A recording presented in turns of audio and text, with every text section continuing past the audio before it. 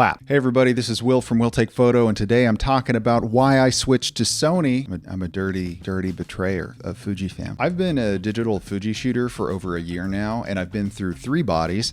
I think that the first, my X-T4, was my favorite. I generally adore how soft transitions for light to shadow are on these X-Trans sensors, and I hate how difficult it is to balance sky and foreground detail in one exposure. More often than not, I find myself compensating with a chrome feature to automatically bake in a sky gradient. I know I could focus stack my images, but I really don't like how objects sit next to each other in such sharp, flat relief. It can really suck the dimension out of an image and make it look like a collage. Objects that are really far away tend not to be in perfect relief. My introduction to this technique came from an overzealous middle school band photographer who had us all line up 6 feet apart so he could layer us back together with terrible and unnecessary multiplanar compression. Put simply, focus stacking, when done poorly, looks whack. I suppose that's true of every artistic technique, but I find myself particularly icked by this one, and sometimes I'll choose f11 even though diffraction can get in there because it has a more naturally fucked up look. I've not tested this, but I get the sense that the 40 megapixel sensor in the newest Fujis gets noisier faster than the older 26 megapixel unit. I'm getting more detail for sure, but the image feels more delicate in post. DxO gives me a lot more latitude with its denoiser, but it's much slower and less intuitive to me than my preferred editor Capture One. Now, I've taken amazing images on every Fuji body I've owned, and I'm still using my X-H2 for its incredible 8K video. Indoors, I don't really have a dynamic range problem, so as long as I'm exposing properly, my colors aren't giga messed up. This Sony body from 2019, however, I have not brought this out. This Sony body from 2019, however, gives me a lot more latitude with poor exposures, and it lets me pull differently exposed parts of an image back together. So low light doesn't break down nearly as fast as it does on the X-H2. I can stop down for longer in the day because the Sony chip gathers more light at lower ISOs. It's just a wonderful high resolution photo experience. It's also unworkably bad for video with 8 bits of jelly. Bleh. And even though my favorite digital camera is currently the A7R4, I wouldn't necessarily recommend Sony to everyone. I like their photo focus cameras and I like their video focus cameras. I'm recording on a ZV-E1, but I don't love their true hybrids, their entry-level hybrids. I think Fuji makes better balanced ones that are ultimately a better value for someone who is trying to do both. Most Sony cameras have really bad rolling shutter since their sensors are so slow, and Fuji's generally have less, even on the new high-res chip. On Fuji's non-stack chips, you can choose to go with softer sub-sampled video if you need that fast action. Sony's do have this feature, but their rolling shutter remains poor.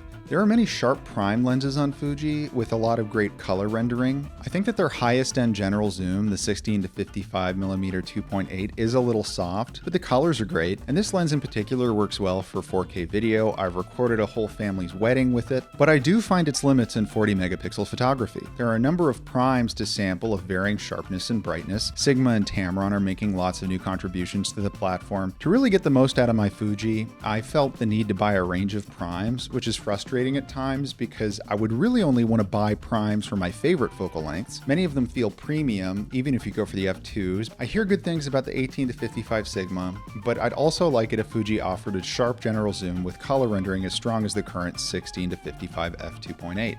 The gear feels great in the hand, and it's cheaper than the equivalent Sony G Master or Canon full-frame gear. It definitely feels better than my G Masters, but it doesn't perform nearly as well. The real Galaxy Brain move here is probably collecting light-to-use Canon DSLR lenses and adapting them to 5-year-old mirrorless cameras. Or if you need the higher resolution and don't mind fewer autofocus features, just going for the DSLR. Nikon and Canon have made roughly twice the number of DSLRs over the last 20 years as humans on Earth, and you can find a good one for under $500.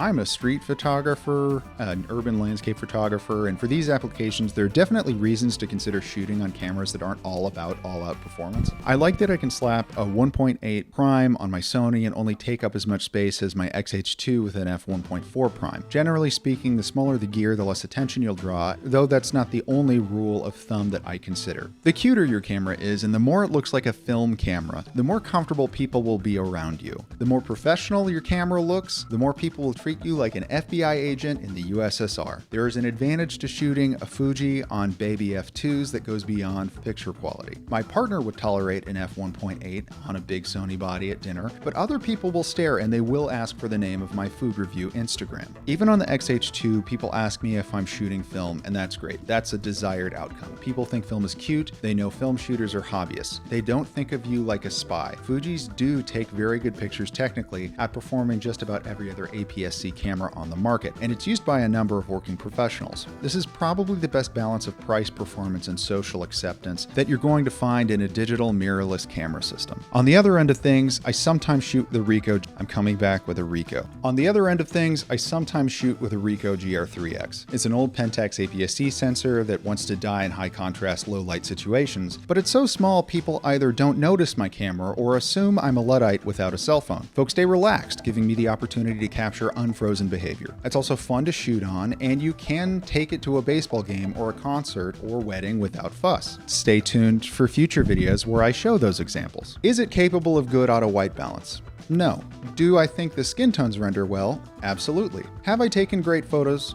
By accident. If you're obsessing over a Digicam that is rocketed to over $500, might I suggest this camera? It is twice the cost, but a Ricoh GR3X is 10x the performance. In summary, I love each of my 3 sons, but I do not love them equally.